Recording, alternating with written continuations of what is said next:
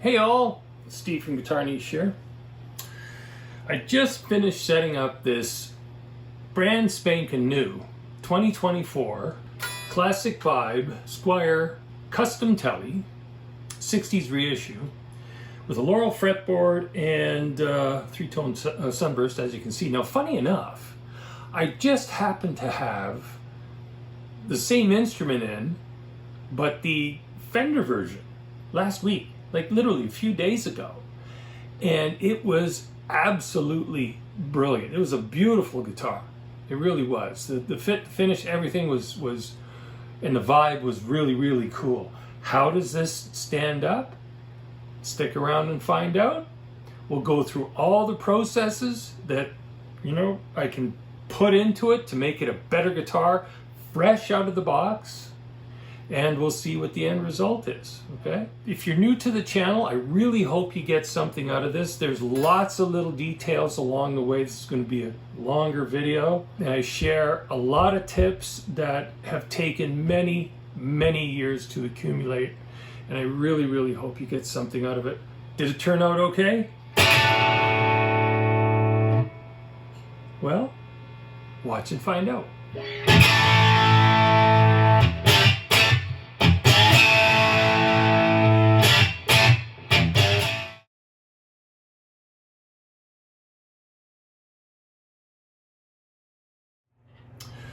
What we're going to do is a full setup on this, inspection, the whole thingy. I'm going to give it a quick visual. A couple things I noticed right off the bat. There's some hazing in the ashtray there, and the ferrules on the back have some interesting hazing on them. Yeah, by the looks of it, it's nickel.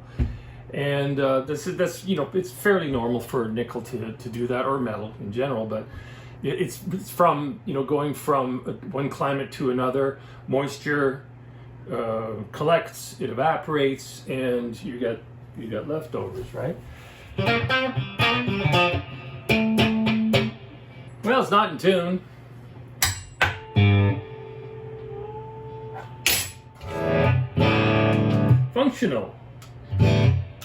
Functionality, I should say.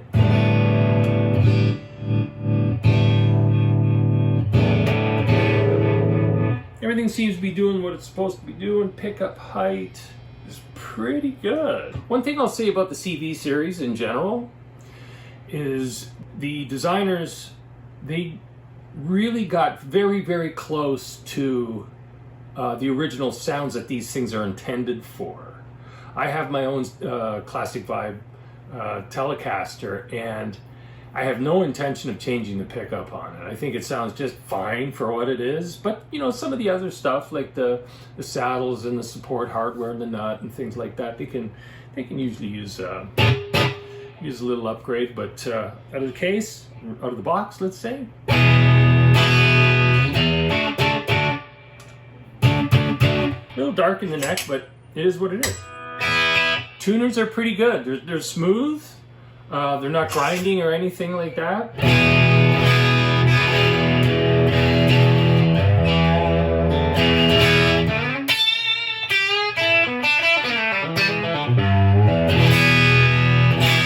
Sounds pretty freaking cool. Now the neck. The profile of the neck is really nice. The relief is quite tight. It's actually quite straight. I'm interpreting that as a neck issue, a relief issue, when it's more of an action issue. So our process here is, we'll stick pretty much to the T.R.A.I.N sort of process or steps, which is tune, relief, action, intonation, and then of course noodle. So where am I getting that sense of it's just not right? Okay, so these frets, they feel a little bit grindy. String height is not too bad. Top string is about 5/64, bottom string at the 12th fret is about 4/64. Radius is supposed to be 9.5, so not old school vintage 7 1/4, but Whether that's relevant to 60s or not, let me know in the comments. Anyway, it is 9.5 is a good fit. Now where do we sit? That's acceptable. Yeah, no doubt it was done underneath the strings, so not bad. Modern C profile neck, no fret sprout. This is nice. So out of the box, so far, with the tune-up,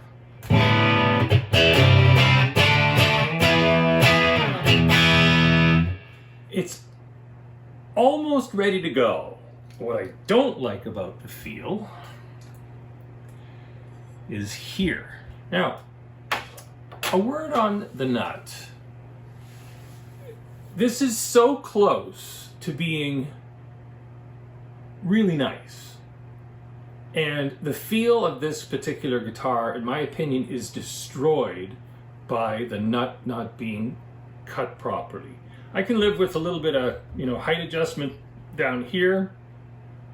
We can certainly, take care of that. It's acceptable, but we're going to try to, dial that in a little bit more and get happy with it. But here's the thing. Having done this a million times by eye, I use visual cues and light to tell me how each nut slot is cut. And I developed this technique decades ago and ruined a lot of nuts along the way, which I repaired or replaced. It was just part of the learning curve. And I did try to use the traditional method of, pressing down at the second or third fret, whatever works, right? And go, okay, is that, do we have clearance? How does it feel? Fine. If you want to do it that way, fine. Great. Okay. But the simple fact of the matter is each string is its own entity in terms of how it vibrates on the guitar. That G string is rangy. The top E string, is rangy. The fine E string, the first string, it's like this. So the different strings, different personalities. Not every slot should be the same in order to maximize the playability that it could offer. Okay, so end of that rant. As I go through string to string, I might have to repair the low E. The A is fine because the relief is really straight, which is nice. It's good. Okay, the G is ballpark low.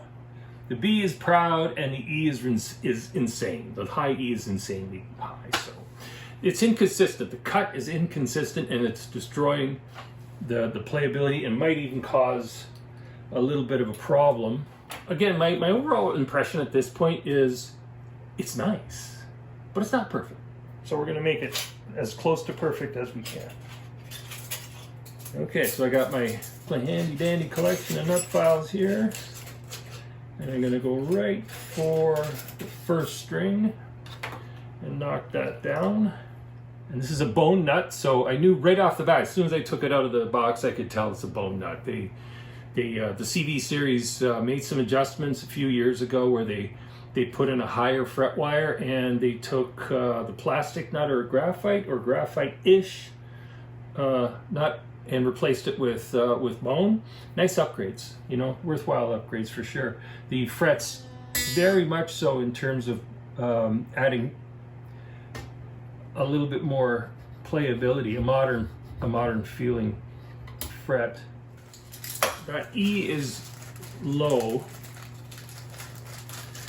and I got to repair it because it's not going to get better with age. Let's put it that way. It's a little low, and it's got to go.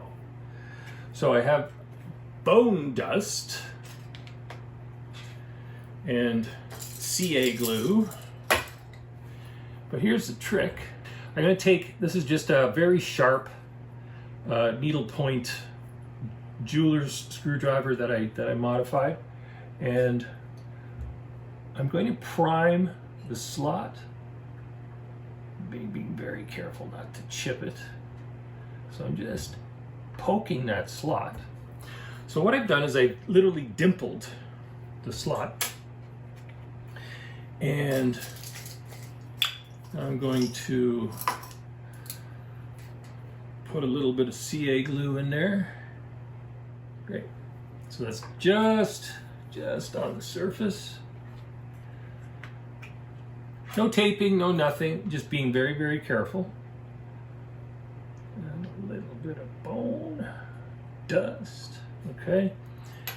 And now I will press that in there while it's curing. Here's another little tip, if you're listening, paying attention, willing to go through my ramblings. I don't use the large bottles of CA glue. There was a time when this wasn't anywhere near a guitarist's workbench. You were using other materials and stuff like that, epoxies or other substitutes at the time. This stuff came around and it changed everything, like as far as being able to repair things quickly, efficiently.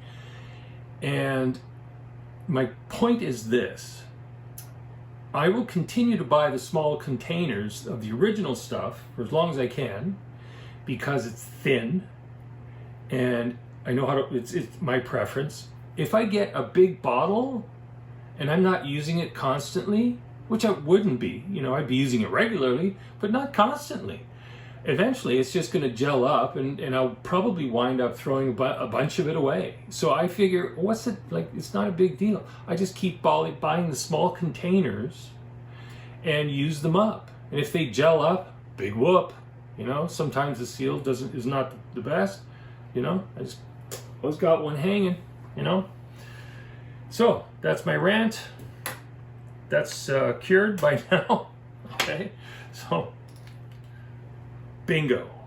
Okay, so now that's perfect. Before I carry on, cutting the nut properly on a new guitar, nothing new. Repairing them is more common than you would think. Here's food for thought. This is why you should get a really, proficient setup. Anyway, what I'm going to do here is just make sure these strings are seated properly. It's just a regular old blade screwdriver here. With these old school kind of the vintage style tuners, string comes up through the hole. This is a typical installation, right? So the string comes up and then has to change angle, curve, if you would, and then head around the post, okay? There's a lot of changes in geometry there. By applying pressure into the notch, all those changes in angles and stuff are immediate. They're locked in, and this is a great way to to keep vintage style tuners locked in place. Okay. When I was doing that, I literally saw the strings move and compress down into the flare of the tuning post, eh? So these are the little things that make the difference, you know.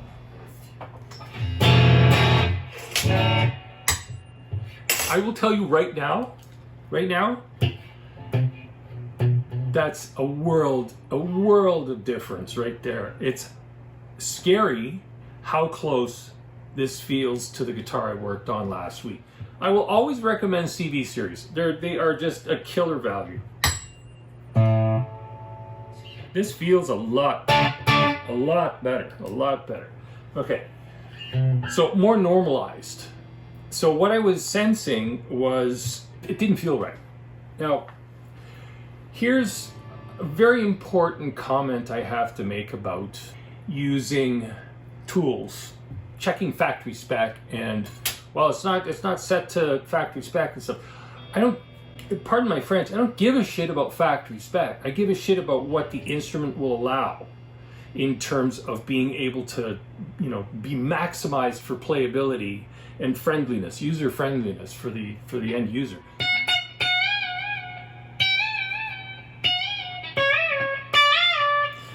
That can come down a little bit. And the top string, the low E, it's a little proud. Okay. Before I get to, refining the string height up here, down here is great. We just did that, and that's all good. But I'm going to have a little fun with the three barrel system here, because Intonating this is a compromise. It's you're never going to be perfect one way or another unless you tweak the system, which is what we're going to do. Here's a look inside the guts of this Classic Vibe 60's reissue Tele. June 15. Very nice, very nice. And there's our neck pickup. So we have a decent switch.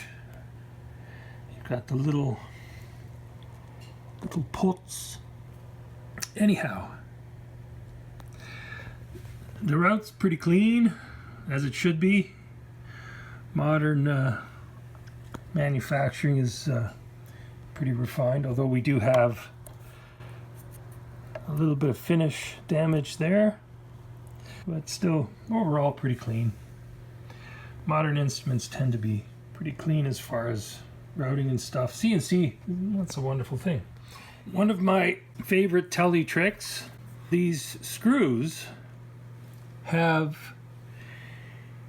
all I did was I put a little kink in them, about 5 degrees or so, and 3/8 or roughly 10 millimeters or so down from the head, okay? And what that will do is allow the saddle to walk, and we will achieve our intonation that way. Now, if we keep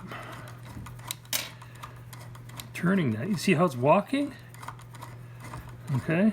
Now, the closer it gets to that kink, the more acute it becomes. See how that works? And there you go. So I'll get the rest of these installed and say, Bob's your uncle. The saddles have a nice cant to them, and we should be able to get those very much in the ballpark of more accurate intonation. So, not happy about the condition of these strings, so I'm gonna swap them out. Well, sports fans, there's a thing called shrinkage. Brand new instrument, and look at that. These are all gonna fall out. I do have a fix, and that's in another video. Read the description below and you'll see it.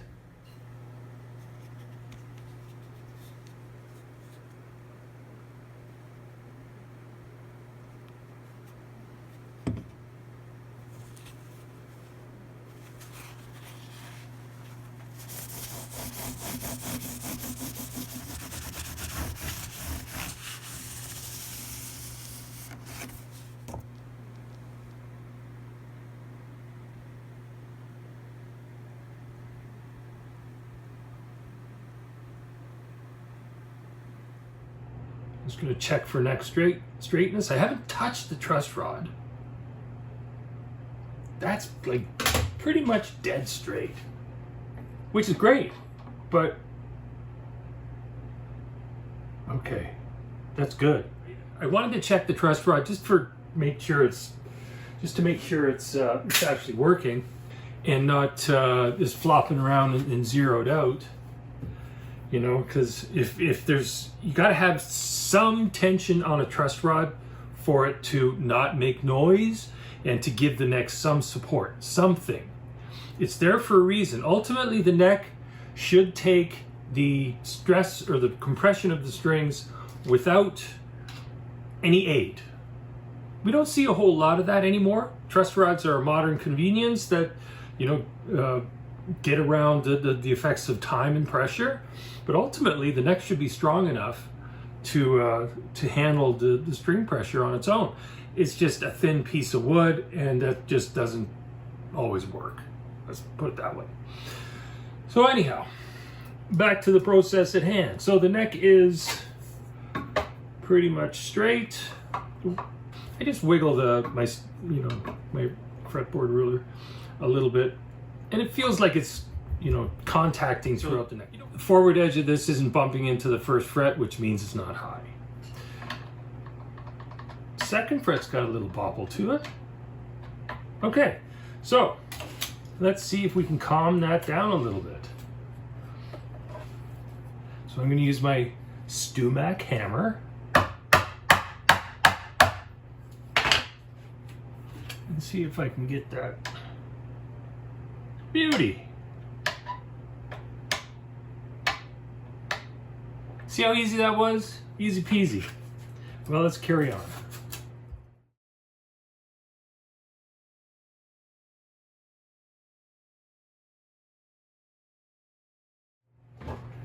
And we'll carry on with polish. I'm going to use 600. Take off the ugly right off the top. We're going to go for 18.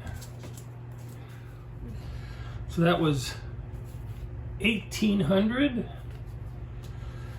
Now we're going to go for, let's go for 4000. Why not? I could use 36 or whatever, but 4,000 will do just nice, I'm sure. Beauty. Okay, so once again, that was 4,000. Well, let's back up a second. The truss rod was leveled, and then I went and looked at where any high spots. Never touched a file. I did not have to level anything, no fret kissers, no spot leveling or anything like that. Everything was done by just tapping the frets down. Tap, tap, tap, tap, tap. Give this thing a couple years, and I guarantee you the frets are going to be like, you know, English teeth. The very last step, I'm going to use my secret weapon. This is a piece of, just a piece of leather that I put flits on. Flits, for certain things, flits is awesome. I was using this product, gosh, back in the 80s. What happens is, now that it's dry, it won't leave any ugly, like, wet residue and stuff like that. And I just keep working it around. I try to get the ends while I'm at it. Done. Okay, just like that. Now we'll give that a rub-a-dub-dub. Anything that's left on there is totally surface. Okay, so we just finished up our polish and frets. It is a relatively quick job. There's some small imperfections here and there, but turned out pretty good. No files really necessary. If you've been watching so far, listening so far, you'll probably never see me use these things and a Dremel tool and the rouge. I have the tools, not a problem. But I prefer to do it by hand. Why? Because I spent 10 years industrial polishing on a 5-horse motor with the polishing wheels and the whole rigmarole. The amount of cast off that comes off of power tools and the polishing process is insane. I'm not into it, and I'm not into, because I do this on a regular basis, you know, if I can get away with doing it by hand, I will do it by hand. Simple as that. And it is totally possible, and you don't have to subscribe to the latest, greatest tools to get that perfect job. You can do it by hand in a reasonable amount of time using good processes. Simple as that. Anyway, that's my rant. I'm gonna wash up, and we're gonna get to the bridge. Okay, so we ran into a little bit of a snag here. Our high E string is limited. Why? Because the saddle on the treble side is, at this point, I can turn that screw right out. I want to get under that. But more importantly, I want the option to be able to adjust this so that we have the ability to go as low as we possibly can, which is going to mean a minor shim. I have the strings loose, and we're gonna get these neck bolts cracked.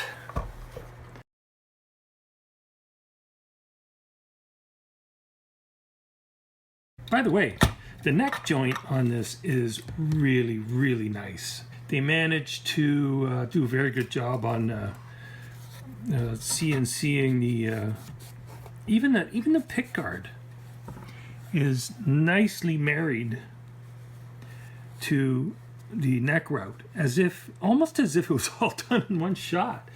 Really, it's that precise, which is great. But we still have to shim the neck, which is a tragedy.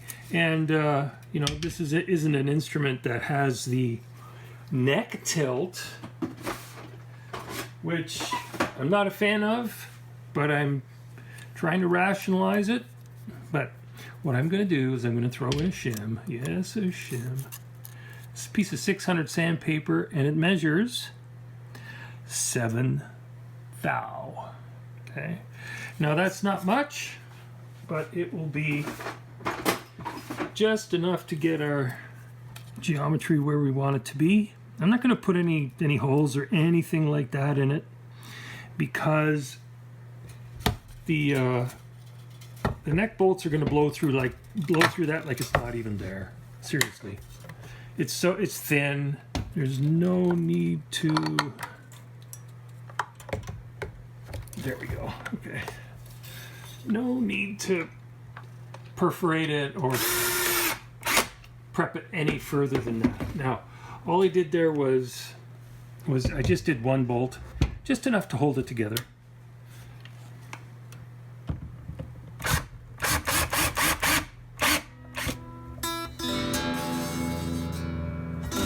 Okay, there you go. Now, how much of a difference have we made here? Now we're in the ballpark.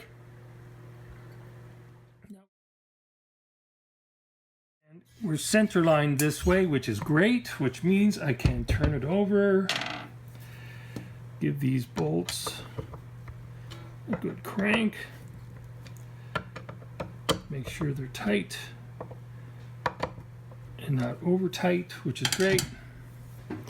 And there we have it.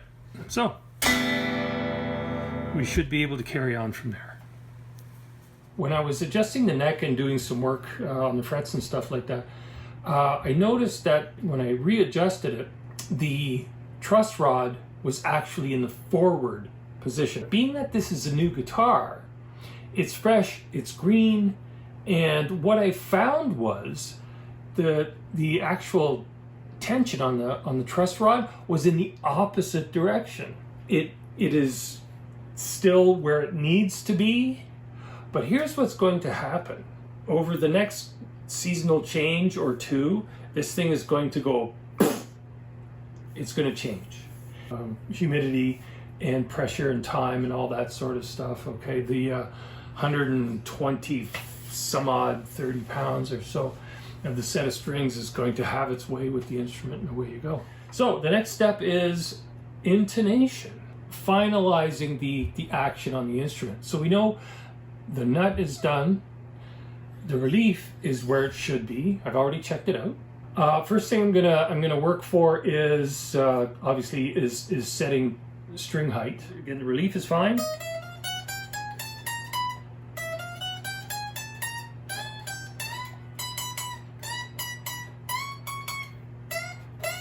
So I'm just doing some bends and double checking the alignment. It's actually a teeny tad too low, which is great, which is awesome, because that leaves us room to breathe. So I can get the first string off the deck. That will allow us to dig a little bit.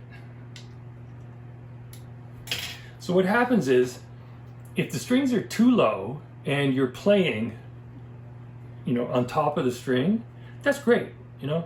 But when you go to bend, Okay, you got nothing. I mean, if the string is too close to the fretboard, it won't dig into the pad of your finger and you can't manipulate it. Actually, the bass side looks really good. I don't know. Okay, and the tip, wherever the string comes out and changes angle, help it along. Take out, and we'll do that up here too. Take out the transitional change there. Okay, it helps the strings to seat. And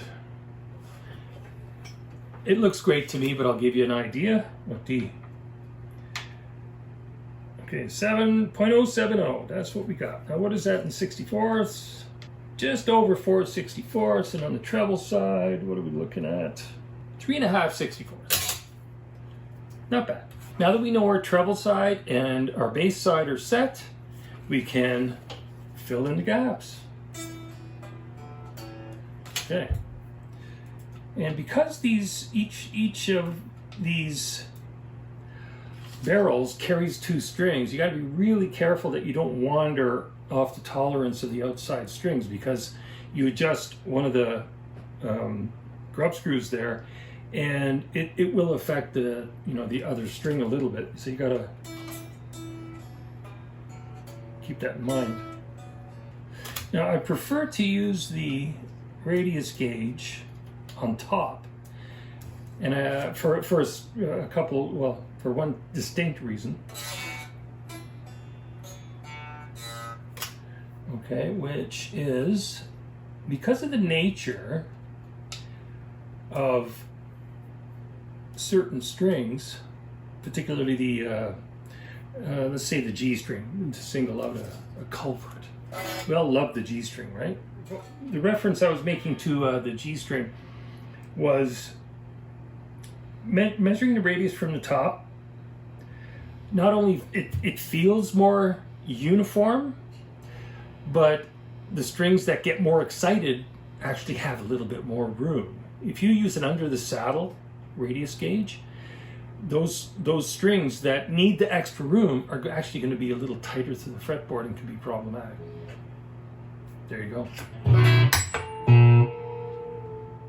So in reference to the AVRI that I worked on recently, steel saddles again, but I worked on tons of Teles, and there is a ping, there's a certain ping, a brightness to the steel saddles that I notice definitely. There's a somewhat of a subjective slant to that, but when I work on steel saddles, they go ping. Can't say it any more plain than that. How does it feel?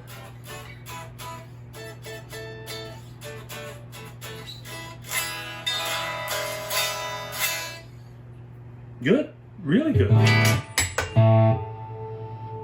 Nice.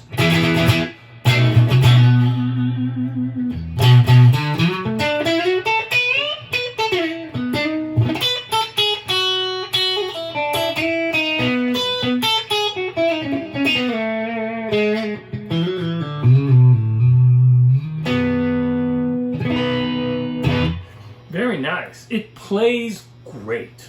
So our last step is going to be Intonation.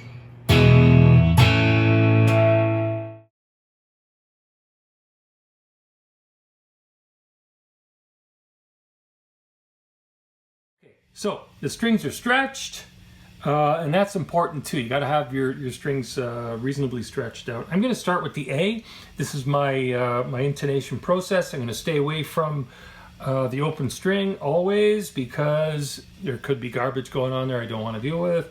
And I'm going to use a fifth string, 5th fret harmonic. Okay, so there's our D harmonic, D natural, D harmonic, D natural, which is slightly sharp if you register the needle. Anyway, so I adjusted the saddle, just a tweak. Give it the string a snap to reset. Yeah, just a little bit on the high side.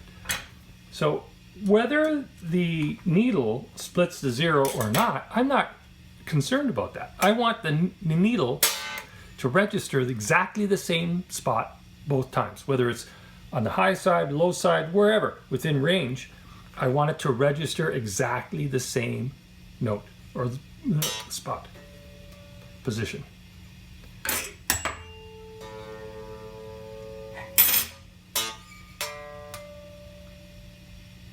Okay, just on the edge, perfect, okay?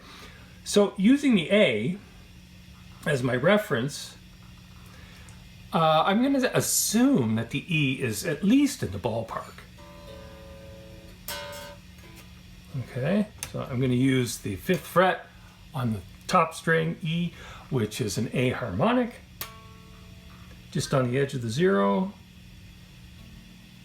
I'm using normal finger pressure. This is very important. I got to keep readjusting because I want to stay consistent. So what I'm seeing is it's a little bit on the high side, so I'm going to split the difference by just giving that just a tiny little tweak.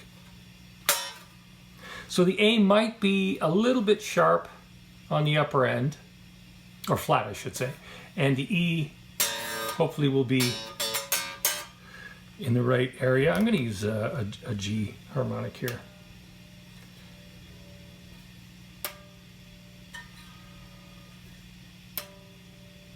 Good. Good. Perfect. Good. Now to the next pair of strings, which is the D and the G. I'll tell you right now, these are going to be sharp. I can tell just by the nature of how far forward this particular saddle is. I'm going to go for the G string, 4th fret. That is a B note. And I'm going to register that. Oh, it's already on B. I'm going to register that and give that a little stretch first. Okay, it's in the range. This is going to be, it's going to be sharp. I know it's going to be sharp. Ta-da! There you go. That's the benefit of using visual cues. The D string here is too far forward. I can tell just by looking at it. The D string is too far forward, which means even though it's compensated, the G string has gone along for the ride. So this whole saddle affair here is too far forward. So I'm going to back those off. I'm not going to worry about the D string just yet because G happens to be a very guitar-centric note. So I'm going to concentrate on the G string. The D string will be after the fact. Just slightly above. A little bit too much for my taste. A little turn. A little stretch. A little snap to seat. No, that's still too much.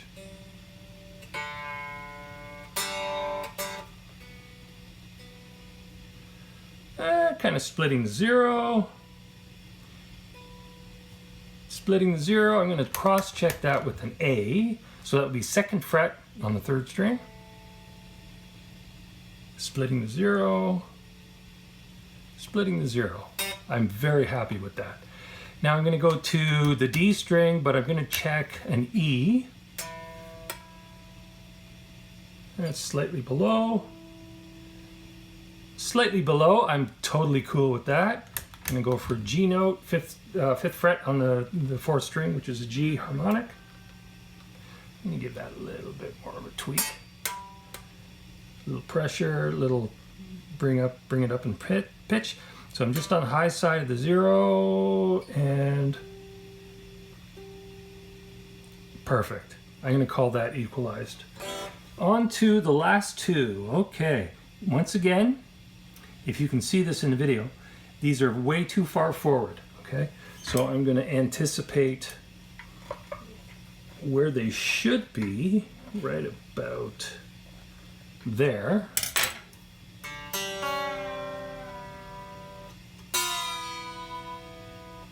Give it a tune, give it a stretch, give it a tweak, snap. Snapping the strings, plinking the strings like that settles them in. gets rid of any backlash anywhere between the nut to the headstock and from the bridge on through the body. I'll go for the E string because the E string is a little bit more dominant string for a guitar, you might say. Okay, so a G note here, just on the high side of the 0, just on the high side of the 0, and we will register the A, just on the high side of the 0. This might not pick it up. Not all guitars are going to register this note. No, this is not going to be. No, that's not going to cooperate. We'll go to the second string, D, which is the 3rd fret. Harmonic, just above the 0. Natural note, just above the 0. At the end of the day, this should be intonated. Okay.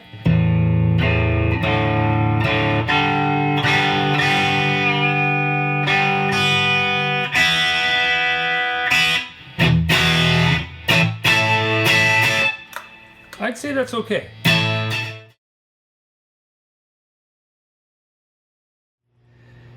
I like to keep the pole pieces about 1/8 of an inch, 3 millimeters, from the bottom of the string. So on the bass side of this bridge pickup, I'm going to raise that a little bit. Keep in mind, also notice that I'm holding the strings down, not at the very end. There's no need to go to the very end, because you might play some of these. You might actually play some of these frets. So, you know, hold it like, you know, you're choking a red-headed stepchild. Now, with respect to the neck pickup here, it's proud. The thing with pickup height is you can adjust it till the cows come home. The worst thing that can happen is, you know, you turn a screw out to the point where the pickup falls in. Then you got to take it apart and put it back together. But pickup height is a wonderful thing. There's another video on setting pickup height, which I'll leave a link to in the description. Now, what is my interpretation between this, which is a few $100s, versus the equivalent, say, AVRI? The finesse and the detail in the AVRI is undeniable, but dollar for dollar, this thing is punching above its weight, especially when it's dialed in. This thing will it will stand toe to toe with any Tele above its class.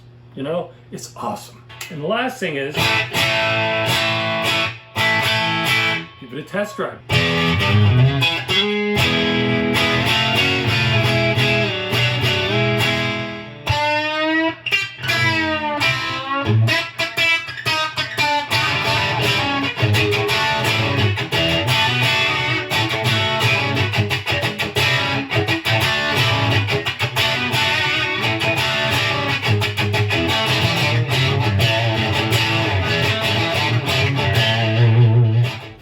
And here's our final result. This killer CV Tele. The whole Squier series, CV series is pretty cool. Great value for the money.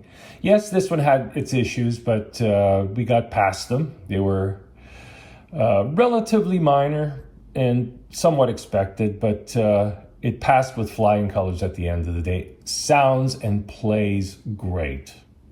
Anyway, I hope you got something out of this video. As always, play loud, have fun, have a great day. Cheers. See ya.